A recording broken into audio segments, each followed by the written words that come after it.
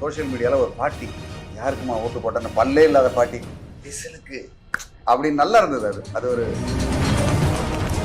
ஓட்டு யாருக்கு போட்டிய? விஜய்க்கா? அருமையா ஒரு ரொம்ப ரொம்ப ஒரு ட்ரெண்டு. அவர் வந்து எடப்பாடி. அப்ப நீங்க சொல்றது வந்து அடுத்த இதுல எல்லாம் வந்து விஜய் அவர்கள் வெர்சஸ் உதயநிதினு எடுத்துக்கலாம்ன்றீங்களா? அவங்க ரெண்டு பேரும் சண்டை தானே இப்ப பெரிய கட்சியா உருவாச்சு. இவங்க ரெண்டு பேரும் படம் எடுத்தாங்க, அவங்களுக்குள்ள தகராறு ஆயிடுச்சு. தகராறு ஆனோன்னா நான் பெரியாளா நீ பெரியாளான்னு பார்த்து கடைசியில் நான் தான் ஏன் பெரியாளு. எப்படி கட்சி தலைவர் இவரு, முதலமைச்சர் இவரு, அவரு அவரோட கட்சியில அவர் தலைவர், எதிர்கட்சி தலைவர். பாருங்க ரெண்டு பேரும்.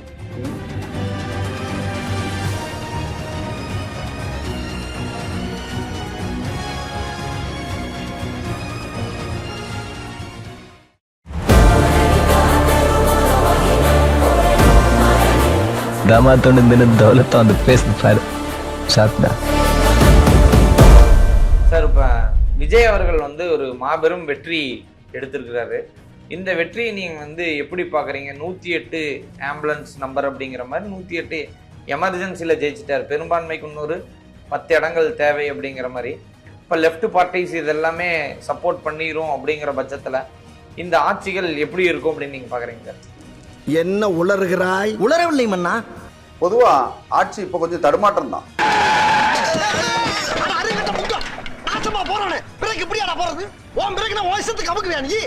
இப்ப 108ன்னா வந்து முழுமையான வெற்றியா நம்ம சொல்ல முடியாது. மக்களுடைய மாற்றம் அப்படின்னு நம்ம வந்து சொல்லிக்கலாம். மக்கள் வந்து மனதில் சரி மாறணும், இளைஞர்கள் வந்து ஒரு ஒரு ஒரு புது ஆட்சி வரட்டும்னு நினைச்சதெல்லாம் சரிதான்.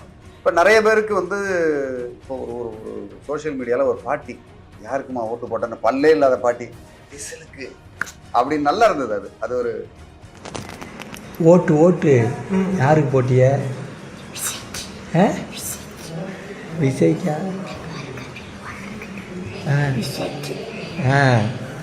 போட்டியலா?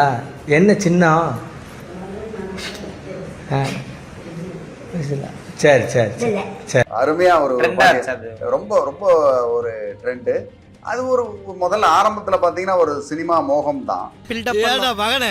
எதுக்குடா இப்படி விளம்பரம்? பட் மக்கள் ஓட்டு போட்டாங்கன்னா அது எந்த மோகமா இருந்தாலும் சரி, அது முதல்வர்னு எடுத்தீங்கன்னா முதல்வர் பல பேர் வந்து வெளிநாடுகள்ல இருந்து 30,000 40,000 செலவு பண்ணிட்டு வந்து இங்க வந்து அந்த ஒரு ஓட்டு பதிவு செய்யறேன் அப்படின்னு சொல்லி வந்தாங்க.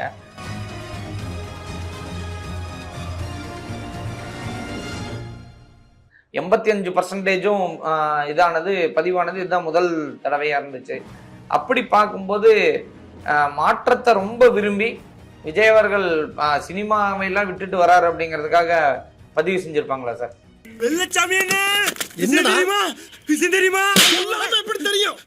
விஜய்க்காகன்னு இல்லை, பொதுவா எக்கோ வந்துகிட்டே இருக்கும். திருப்பி திருப்பி சத்தம் போட்டுக்கிட்டே இருந்தா தான் அந்த எக்கோ வருமே தவிர சும்மா கம்முன்னு விட்டா போயிடும். அதனாலதான் திராவிடம் திராவிடம் திராவிடம். அதாவது சும்மா கூட இருந்துக்கலாம். நான் கடைசி நேரத்துல ஒரே உருட்டி அதை வந்து ஒண்ணுமே இல்லாத மாடலா சேர்ந்து போயிடுச்சு.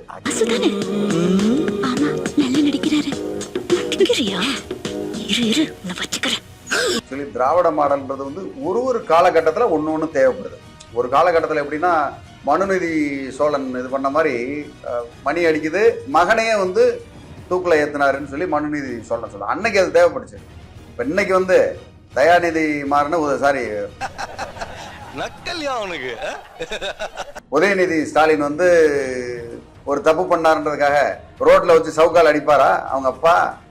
இன்னைக்கு பண்ணா அது ஆக்சுவலி அதுவும் தப்பு தான். ஓகே, அதுவும் தப்பு, அது மாதிரி செய்யக்கூடாது. இன்னைக்கு வந்து அதை ஏத்துக்க மாட்டாங்க.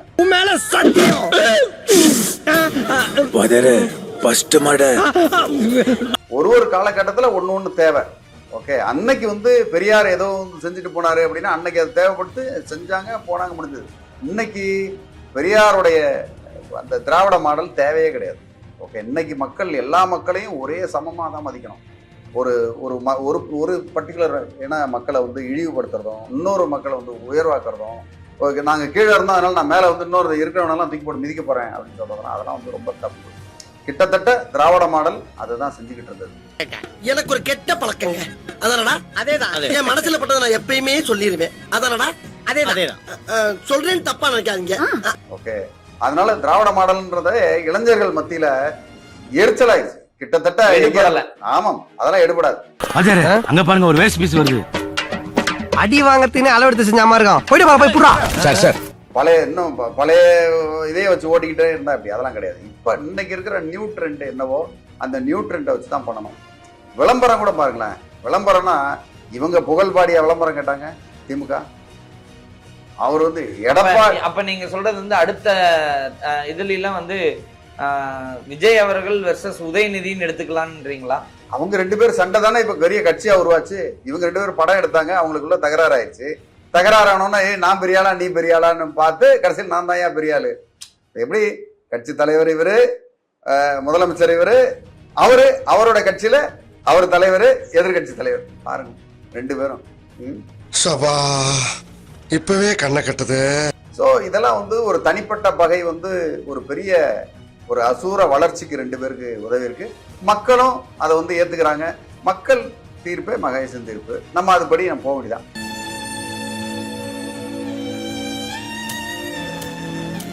இனிமே நமக்கு என்ன தேவை? விஜய் நல்லபடியா ஆட்சி புரிஞ்சு நல்லபடியா மக்களுக்கு நன்மை செய்யணும், அவ்வளவுதான். அவரும் இந்த மாதிரி எனக்கு ஒரு டவுட் வருது. என்ன அதை கண்டிப்பா பண்ண விடுவாங்களா? இல்ல இந்த மாதிரி வளர்ந்த வேணாம் வந்து பிரச்சனை பண்ணானா பண்ண முடியுமா? பண்ண விட்டுருவோமா? எல்லாம் நான் இருக்க தைரியம் தானே. போனேன் ஒரு ரூபா எடுத்துட்டு வாப்போ. ஏங்க பிரச்சனை வரதான் செய்யும், தடுக்க தான் செய்வாங்க. எதிர்கட்சினா என்ன, எதிரி கட்சி தான், தடுக்க தான் செய்வாங்க. இவர் நல்லது செஞ்சாங்கன்னா செய்ய விட மாட்டாங்க. எல்லா விதமான குட்டிகளாட்டம் பண்ணுவாங்க. அதை எதிர்த்து தான் இந்த பண்ணணும். எப்படி சார் நீங்க வாங்க வாங்க, ஏன் பயப்படுறீங்க? வாங்க, நான் அடிக்கல மாட்டேன், வாங்க. அதை விட்டு அவரை தடுத்துட்டாரு அதனால என்ன செய்ய முடியாதுன்னு சொல்லக்கூடாது. எனக்கு அங்க ஒரே ஒரு சின்ன சிந்தனை என்ன, இப்போ வரையும் கம்யூனிஸ்ட் வந்து சேராம இருக்கிறாங்க. ஒருவேளை கம்யூனிஸ்ட் சேர்ந்துட்டா, கம்யூனிஸ்ட்டை பத்தி எனக்கு நல்லாவே தெரிஞ்ச விஷயம் என்னன்னா, எல்லா விஷயத்துக்கும் கம்யூனிஸ்ட் உடன்பட மாட்டாங்க. எங்க பாத்துக்கிட்ட உரைச்சு பாக்குறீங்களா? அவர் திரும்ப உரைச்சினாருன்னு வை, பூரா பத்திக்கிட்டு எரியும்டா. உரைச்சினா எரிவாமாடா? கூட வந்தவனே கன்ஃபார்மா சொல்லிட்டான், தூக்கி உரைச்சு. சில பட்ல முரண்படுவாங்க. ஆனா இப்ப வந்து என்னன்னா, ஆட்சி அதிகாரத்துக்கு தேவையே இவங்களும் சேர்ந்து இருக்கிறதுனால முரண்பட்டு நான் பாதியிலேயே வெளியில வரேன்னு சொன்னாங்கன்னா அந்த நிலைமை என்ன சார் ஆகும்? அதெல்லாம் அந்த காலத்துல நீங்க பழைய காலத்து கம்யூனிஸ்ட் ஆளுங்களே நினைச்சிட்டு, நீங்க நல்ல கண்ணு இருக்காரு நினைச்சிட்டு பேசுறீங்களா? நீங்க அவரை செத்துட்டாரு. ஓகே, நீங்க நல்ல கண்ணு மாதிரி. பொதுவாவே கம்யூனிஸ்ட்ல நல்ல கண்ணையா இல்ல அப்படிங்கறத ஒத்துக்கிறேன். கம்யூனிஸ்ட்ல 10 பேர் இருக்கிறாங்க, அதுல ஒரு ரெண்டு சீட்டு ஜெயிச்சிருக்காங்க. சரி, அந்த 2 சீட்ல இருக்கவங்க வந்து இவரு சொல்றத ஆமாஞ்சாமி போடுவாங்களா இல்ல வந்து எதிர்த்து கேட்பாங்கன்றீங்களா? என்ன சொல்றீங்க தலைவரே? அது வந்துங்க அது வந்து ஆமாசாமி போட்டாதான் அந்த 10 பேர் 5 பேராவது மாறுவான். தப்பு செய்யும் போது எதிர்த்தா தான் அவங்க கட்சி வளரும். அவங்க கட்சியை வளர்ப்பாங்களா, அவன் சொந்த குடும்பத்தை வளர்ப்பானா? இல்ல, இவங்க ஒரு 25 வருஷமா அவங்க கட்சி வளர்த்துனது 1,00,000 பேரா இருந்து இன்னைக்கு 10 பேரா இருக்கிறாங்கன்னு தான் நானும் சொல்றேன். 10 பேரா இருக்காங்கல்ல, அந்த 10 பேரை தக்க வைக்கிறதுக்கு முதல்ல பார்ப்பாங்க. அதனால பெருசா குரல் கொடுத்து இதை நோன்னு சொல்ற மாதிரி கம்யூனிஸ்ட் எல்லாம் பண்ணுவாங்கன்னா நமக்கு தெரியாது. மாதிரி இல்ல, உண்மையிலே செருப்பால தான் அடிச்சது. அதெல்லாம் வந்து சந்தர்ப்பம் தான், சந்தர்ப்பவாதம். ஏதாவது ஒரு குறை இருக்கான்னு பார்த்துக்கிட்டே இருப்பாங்க. பார்த்துக்கிட்டே இருந்து கரெக்டா வந்துருச்சு குறை வந்துருச்சு, கும்பலோட கோய்ந்தாவா? இதுதான் அரசியல் பொழப்பே இதுதானே.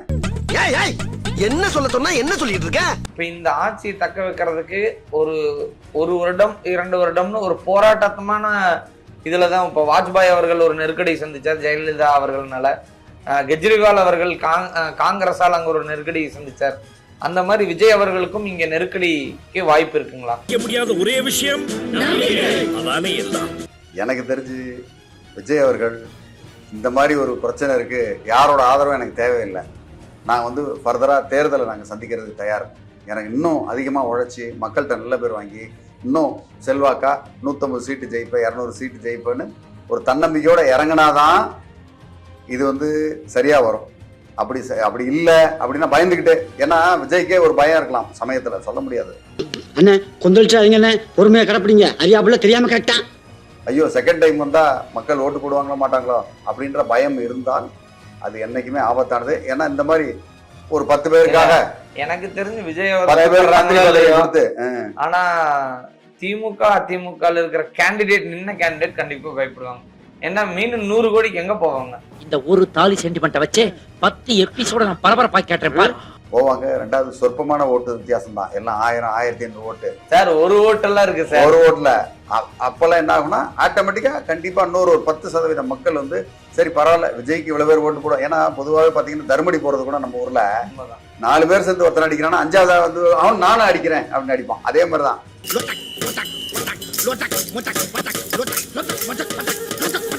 நான் எதுக்காக தோக்குற கட்சிக்கு போடணும், நான் ஜெயிக்கிற கட்சிக்கு போடுறேன்னு சொல்ற ஒரு 10% கும்பல் இருக்கு நம்ம நாட்டுல.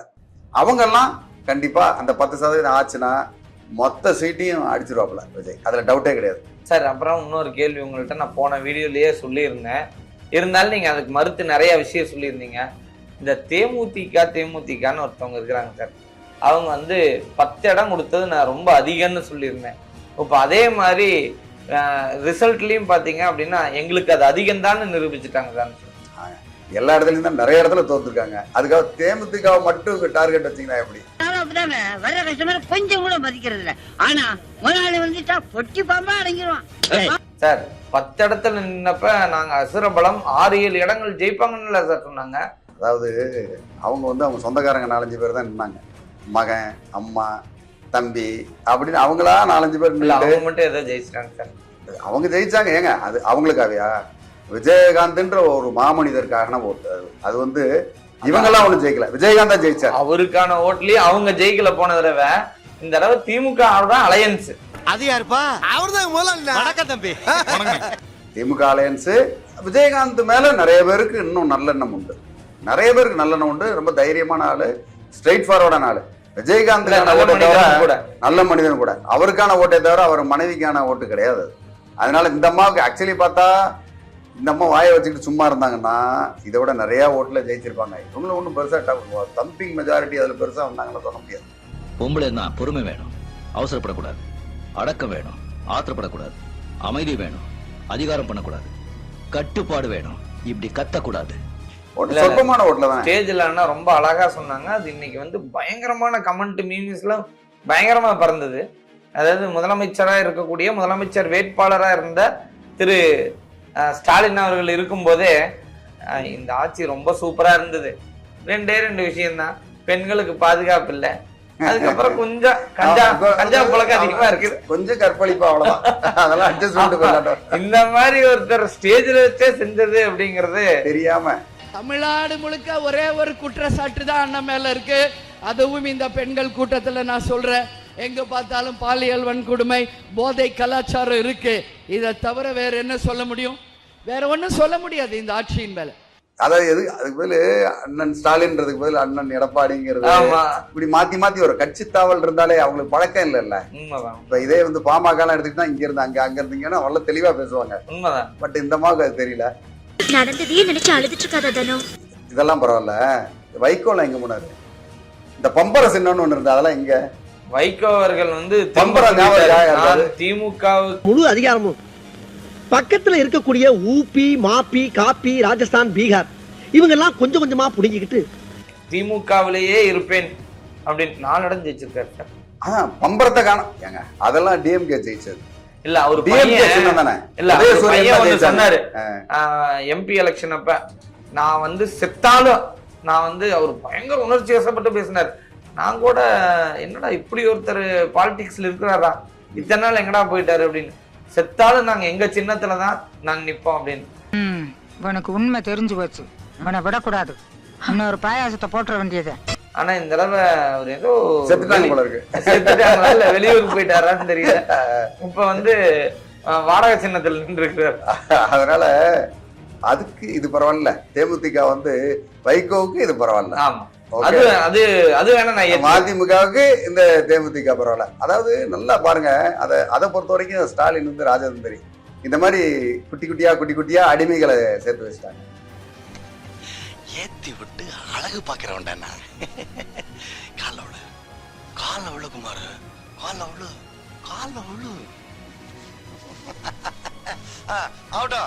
ஓகே, நிறைய பேர் அவருடைய ஸ்போக்ஸ்மேனா பட் அவங்களுக்கும் வேற வழி இல்லை பாவம். ஆமா. திமுக விட்டா வேற போக்கடம் இல்லை. அவர் பாவம் ஒரு எடப்பாடி அந்த பக்கம் எங்கேயோ ஒரு பக்கம் சாஞ்சுக்கிட்டு இருக்காரு. ஆமா. அதனால இன்னமே தான் தெரியும். இன்னமே எல்லாம் வருவாங்க பாருங்க. அதாவது நான் பாக்குற பார்வையில வந்து அரசியல் ஒரு மாற்றத்தை சந்திக்குது. இப்ப எப்படி காங்கிரஸே வேண்டாம்னு உதறித்தள்ளின மக்கள் எல்லாம் போய் இன்னைக்கு காங்கிரஸா எங்க இருக்குதுன்னு கேட்கக்கூடிய மக்கள் இருக்கிறாங்க. அந்த மாதிரி ஒரு காலகட்டத்துல இந்த திராவிட மாடல் அது இல்லாட்டி அதிமுக அந்த மாதிரி ஒரு பின்பமான கட்சிகள் எல்லாம் கலைஞ்சு புதிதா வர்றவர்களுக்கு வாய்ப்பு இருக்குமோ அப்படின்னு பாக்குறேன் சார். பிறக்கிறோம் பிறந்தே ஆகிறோம் பிறக்கிறோம் ஓகேவா. புதுசா இன்னும் வேற கட்சி எப்படி வேணா வரலாம். நம்ம தாவேக்கா கூட நாளைக்கு உடைஞ்சு அதுல வந்து 2 அதிமுக திமுகன்ற மாதிரி 2ஆ வரலாம். ஒரு 10 வருஷம் 20 வருஷம் என்ன வேணா நிறைய மாற்றங்கள் வர்றதுக்கு வாய்ப்பு இருக்கு. இல்ல வேற யாராவது ஒரு ஆளு, வேற யாராவது ஒரு நடிகரோ நடிகையோ ஒருத்தவங்க வந்து அவங்க ஒரு கட்சி ஆரம்பிச்சு நான் சிஎம் ஆகணும். நிஜமா சொல்றேங்க. டெஃபினெட்லி இல்ல ஏதாவது ஒரு புரட்சி வரும். கண்டிப்பா ஏதாவது ஒன்று வரும்னு அப்படி நம்பிக்கிட்டே இருக்கிறோம். இப்ப விஜய் வரலையா? அதே இல்ல இன்னைக்கு நம்ம என்னத்தை மறுத்தாலும் வெறுத்தாலும் விஜய் அவர்களுக்கான பின்பம் உள்ளவர் இன்னொருத்தர் அப்படிங்கிறது இப்போதைக்கு இல்ல அப்படிங்கிறது தான் சார் நம்ம ஒத்துக்கொள்ளணும். அதெல்லாம் அப்படி சொல்ல முடியாது. யார் வேணா வரலாம் சார். நான் உண்மையை சொல்றேனே, உங்களுக்கு அண்ணாமலை அவர்களுக்கு ஒரு பின்பம் இருந்தது. ஆனா அது என்ன ஒரு உள்குத்து அப்படிங்கிறது, உள்கட்சியில நிறைய பிரச்சனைகள்னால அவரை ஓரம் கட்டிட்டாங்க அண்ணாமலை அவர்களை. பிரச்சனை ஏதாவது வருமோ? வரும். என்ன பண்ணுவீங்க? அதுக்கு தான் ஒரு ஐடியா வச்சிருக்கேன். என்ன ஐடியா? திரும்ப ஒரு வேளை அவர் வந்து சீரியஸ் பொலிட்டீஷியனா மாறினாரு அப்படின்னா அது வாய்ப்பு இருக்குது அப்படின்னு நான் நினைக்கிறேன். தமிழ் மாநில காங்கிரஸ்னு ஒரு கட்சி இருக்கு, தெரியுங்களா? அதுவே தெரியும் சார் எனக்கு. ஓகே, அத மாதிரி தமிழ் மாநில பாஜக அப்படின்னு நாளைக்கு ஆரம்பிக்கிறான்னு வச்சுக்க. ஒரு கற்பனையா சொல்றேன், வாய்ப்பும் தான் இருக்கலாம். அவர் தொழில ஈடுபட்டு பல கோடிகளை ஈட்டி வச்சிருக்காருன்னு தான் சொல்றாங்க. யார சொல்றீங்க? யார நம்பர்னே தெரியல தாசண்ணா. திரு அண்ணாமலை அவர்களை தான். அப்படியா? ஆமா. எனக்கு ரொம்ப புது செய்தியா இருக்குங்க. நீங்க சொல்ல மாட்டீங்கன்னு எனக்கு நல்லாவே தெரியுது. அதெல்லாம் ஒண்ணு இல்ல. சோ தமிழ் மாநில பாரதிய ஜனதா கட்சி அப்படின்னு உருவாகலாம். ஓ, நீ அப்படி வரியா? இல்ல வேற எதா வேணா இருக்கலாம், சொல்லவே முடியாது. ஓகே, அதனால மாற்றம் ஒன்றே மாற்றம் இல்லாது ஏதாவது இளைஞர்கள் இன்னைக்கு இருக்கிற பெரும்பான்மையான வாக்காளர்களா இருக்கிறதுனால புதியவர்களை அடையாளம் காணணும் அப்படின்னு நினைக்கிறாங்க அப்படிங்கிறது ஒரு நல்ல விஷயம் சார் பண்றேன். இந்த செகண்டோட உங்க ஆட்டம் முடிஞ்சு போச்சு. ஏன்னா பழையவர்கள் கழிந்து புதியவர்கள் ஆள வரணும் அப்படிங்கிறது ஒரு விருப்பம். இது நம்மளுடைய விருப்பமாகவும் எடுத்துக்கலாம் சார். மீண்டும் அடுத்த ஒரு அரசியல் விவாதத்துல சந்திக்கலாம் சார். நன்றி. நன்றி, வணக்கம்.